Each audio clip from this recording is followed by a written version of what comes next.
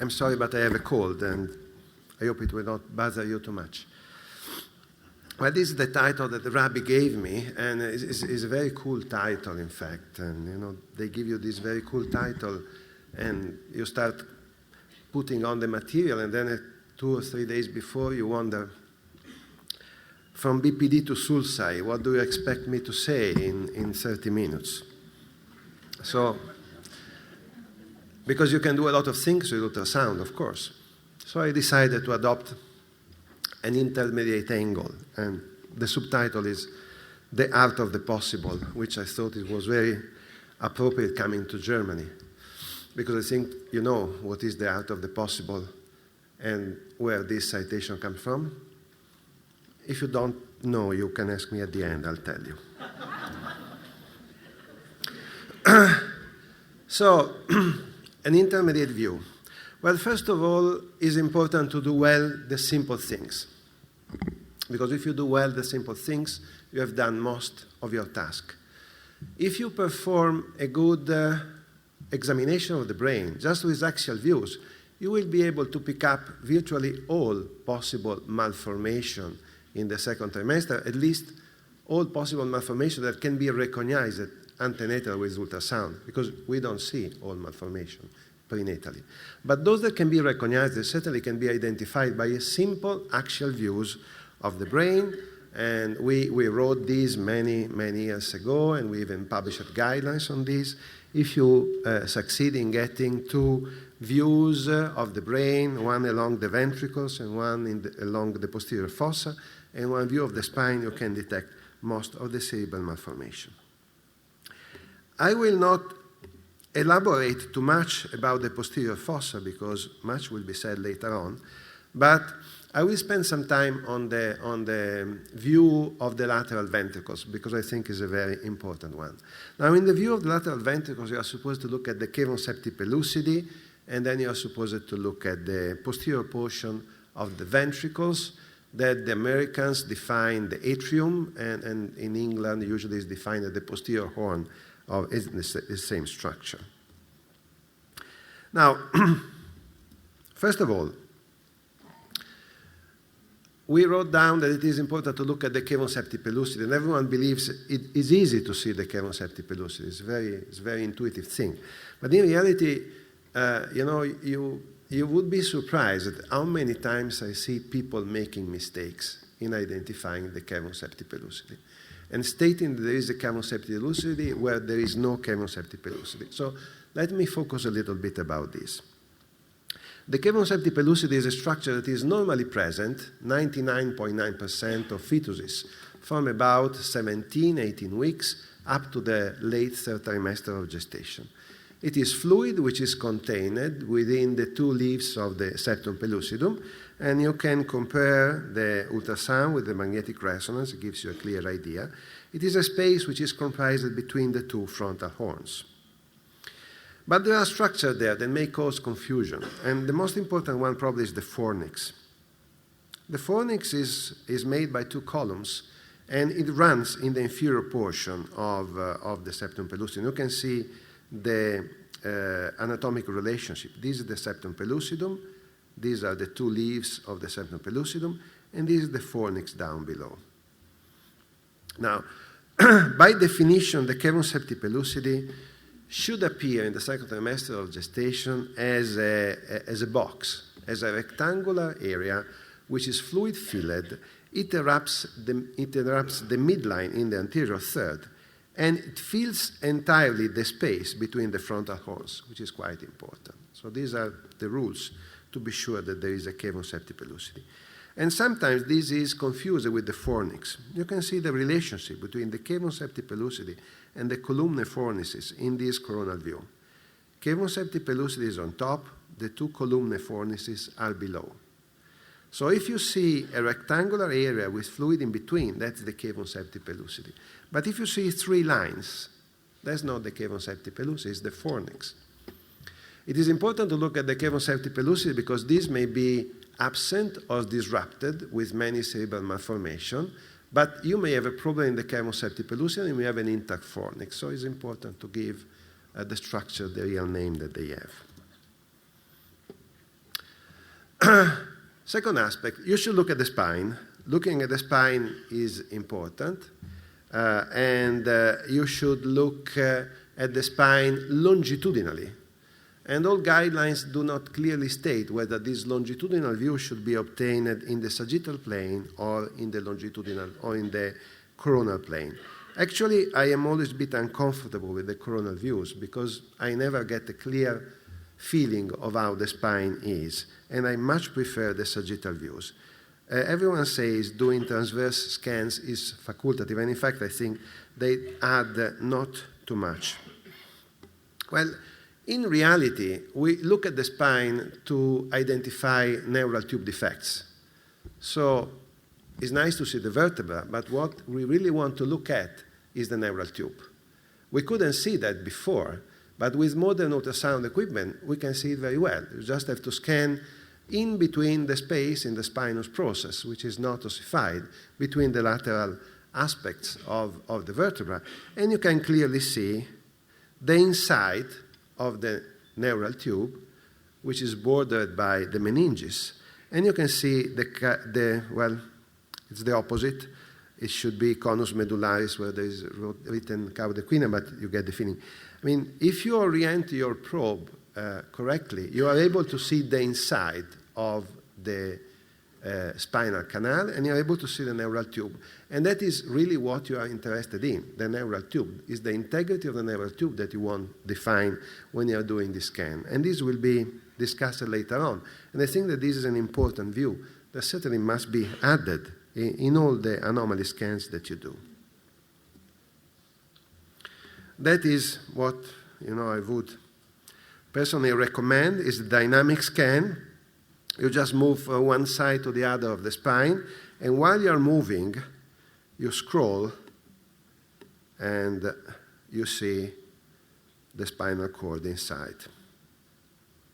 It's a dynamic process. Now, what about the limitation of the basic examination that maybe you could try to overcome to improve your ability to diagnose anomalies? Number one, I think that the most important limitation is that when you're doing axial views, you see only half of the brain, which, is puzzling, because an imaginary conversation between a patient and the doctor is surrealistic. Doctor, is the brain of my baby okay? Well, I could see half of it, and it's perfect. Don't ask me about the other half. So it's quite an important limitation when you think about that. Number two, you do not see the corpus callosum. Well, you may say, well, the corpus callosum, is abnormality of the corpus callosum, not that frequent. Well, I would take an opposite view. I think they are quite frequent. I don't know if there is a referral bias, but abnormalities of the corpus callosum are among the most frequent malformations that we see now in the brain. We see them much more frequently than neural tube defects. So I think that, this is really something that you should elaborate on that. And number three, you have an obvious limitation because you are scanning with a relatively low frequency probe, and you're scanning across the bones. So you don't get a lot of resolution of the inside of the cranial cavity. And the visualization of the cortex and the extraaxial fluid is limited. Seeing the other half of the brain, well, I think it is important. You see one ventricle, you measure one ventricle, but I think you should also see the other part. And of course, you have two possibilities. Either you obtain a coronal view, which requires sometimes some manipulation, because if the fetus is vertex, it's not so easy, or you take an approach that was originally described by an American radiologist, John McGann, which I think is quite brilliant, which is the angled view. You just start from a simple scan like this, and then you angle your transducer a little bit, and it's a little bit off axis, but you can see what is going on in the other half of the brain. You can see the ventricle, the choroid plexus, you can see the insula right there, and you've seen most of it. Not adequate probably to take a correct measurement of the lateral ventricle, but adequate enough to see that there are no major problem. That would be, a very simple approach to take in any examination that you do. Just a little tilting of the transducer. Visualizing the corpus callosum. Well, I think that is important. I think that we should try to do it in every ultrasound examination that we do in the second trimester, because I believe that this is a rather common malformation, and it does not always have a very severe impact on intellectual development, but frequently it does. It's quite impressive to see the number of patients that come to our unit with the history of a previous child with severe mental retardation and some abnormality of the corpus callosum. Well, visualizing the corpus callosum with modern equipment is not so difficult, and if you decide that you need to obtain a profile view of the face of the fetus in every ultrasound examination that you perform, then you can actually see the corpus callosum all the time, because you have very large sutures and fontanelles right there. And if you are seeing the profile of the fetus, you scan through the fontanelles and the sutures, and it's very easy. I'm sure that all of you have observed this. You can see very well the corpus callosum.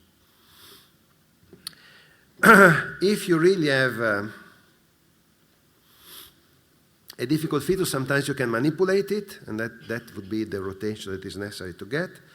And if you scan transabdominally, you can also use the approach to see the cerebral circulation, which is important because vessels are anatomy, and that will enhance your ability to understand the anatomy, underlying anatomy, the pericallosal artery and the vein of Galen and the straight sign, and so on and so forth. I've always been an advocate for the use of 3D because it compensates for the 2D many times, and it is possible to get a realistic view of the corpus callosum using a simple approach, and that has been described many times. You start from an acquisition along a standard axial plane, and what you need to focus upon is the cavum septipellucid and the midline. You need to be at the right angle to that. And if you do that, and you obtain a rather short, not a big angle, a short angle with a fast resolution, because you don't need a lot of resolution for that. In the C-plane, you are going to get an image that is very similar to the one that is obtained directly. It has been pointed out that you are not really seeing the corpus callosum, you are just seeing the envelope. You don't see the structure of the corpus callosum, just see the outer limit. But anyhow, that's enough to diagnose the most common abnormalities of the corpus callosum, which is the complete absence or the partial absence. And we have seen, and I think that is important, that unless you have very obvious movement artifacts, those images are realistic, and you can take measurement of that. Of course, if the fetus jumps and the image is completely distorted, you cannot use that. But if that does not happen, and this is a volume that can be taken in a matter of seconds, then the measurement is very realistic. Both the measurement of the corpus callosum and of the height of the epidermis you can trust them. Of course, the best possible result in the evaluation of the fetal brain are obtained with transvaginal neurosonography, because you are using very high resolution probes. So you get the best possible resolution and the best discrimination between the extra-axial fluid, the cerebral cortex, the intraventricular fluid, and you can also see the pattern of lamination of the brain. Which are the advantages of the vaginal scan? That you have incredible resolution of details, a very clear discrimination of the cortex and the axial space. In general, I would say that is not necessary to diagnose most of the cerebral malformation. In many years, I've seen many malformations, but there has never been one case that looked completely normal in the axial views, transabdominal, and there was an abnormality on the vaginal scan. So if there is a malformation, usually it will be well displayed both transabdominal and transvaginally. But transvaginal is much better when you have localized insults.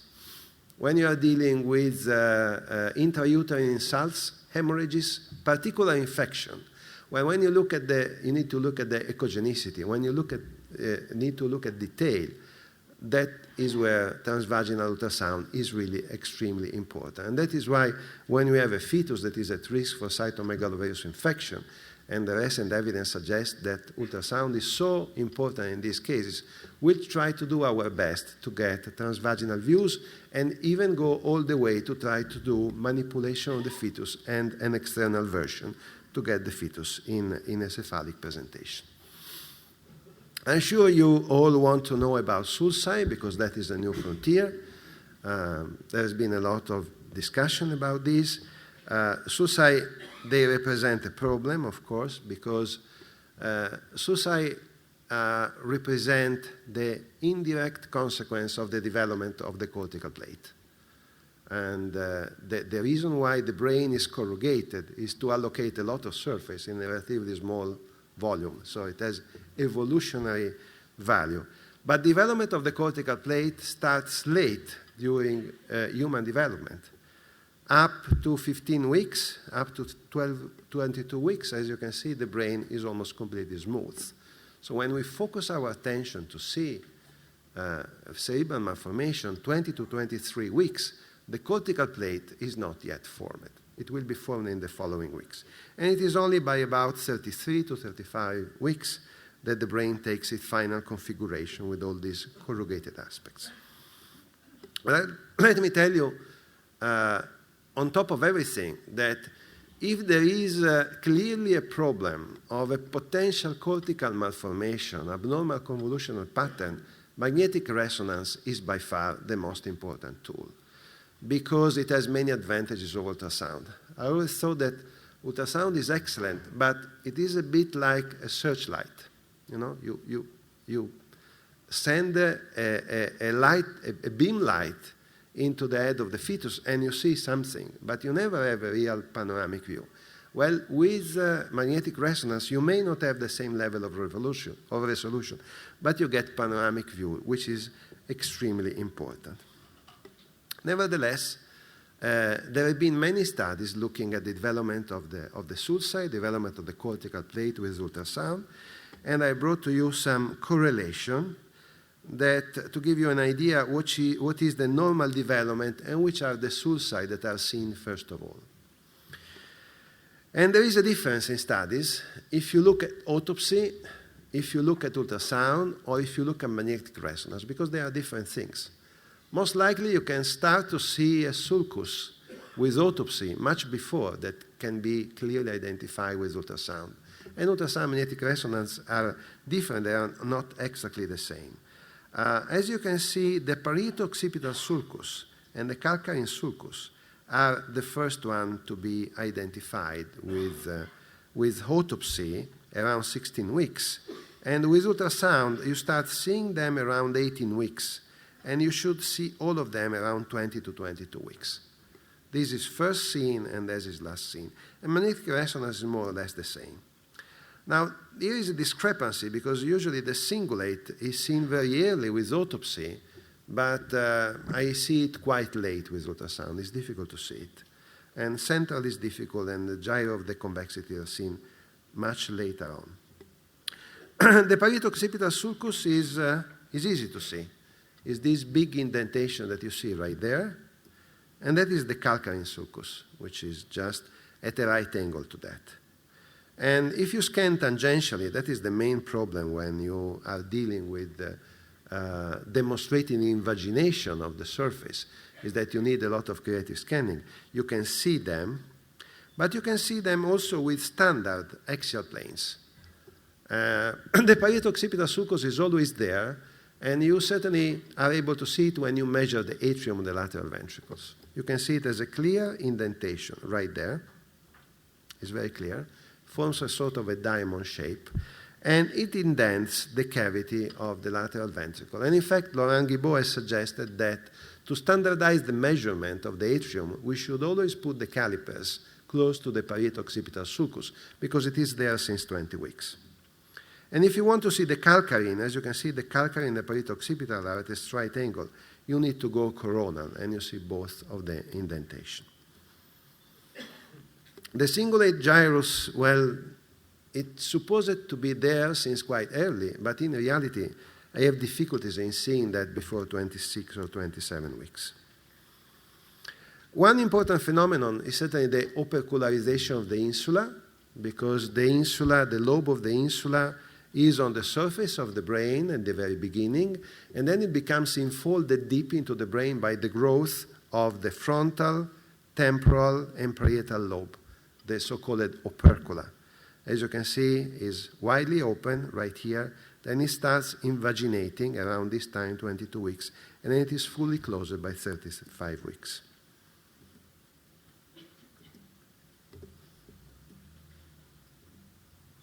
That would be the appearance in a coronal axial view, if you want, of the insula. 22 weeks, it is widely open. In the adult, let's say starting for 35 weeks, it is fully closed and enfolded deep into the brain. So it's a fossa in the beginning, and then it becomes a fissure. If you scan coronally at 20 to 23 weeks, you can clearly see the Sylvian fossa as an external invagination of the insula on both sides of the brain. And it has been pointed out that the shape is slightly different in the left or the right side. If you do an axial scan, it depends a bit on the level, because if you are at the level of the lateral ventricle, usually it is like a triangular indentation. And if you are measuring the cerebellum, it is more like square-shaped, because it is a fossa with a complex structure. And if you go all the way to 31 weeks, you can see that it is completely folded, and there are intermediate degrees in between. Convexity sulci, they can be seen usually around 28 to 30 weeks of gestation. Usually the axial approach is the best one. Should we assess the cortical development at 20 to 23 weeks standard examination? Well, it is really difficult to tell, honestly.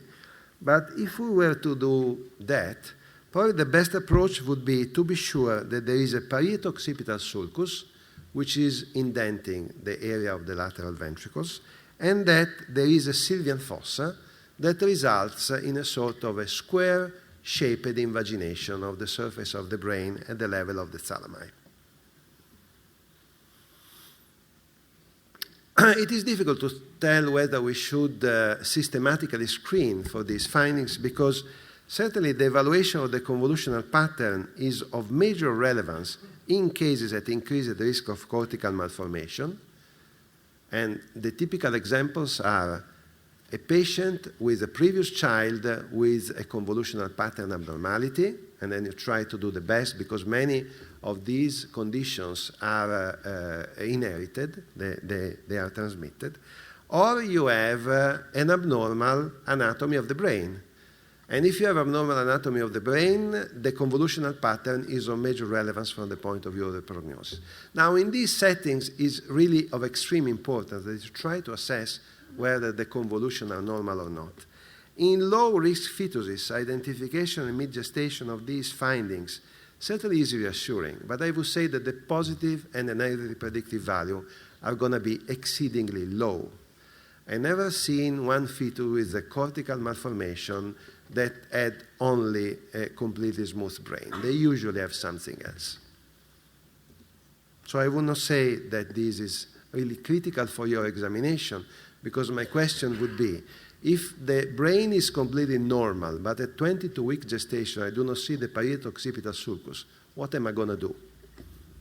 Look better, for sure, but it's very difficult to make a specific diagnosis in these cases.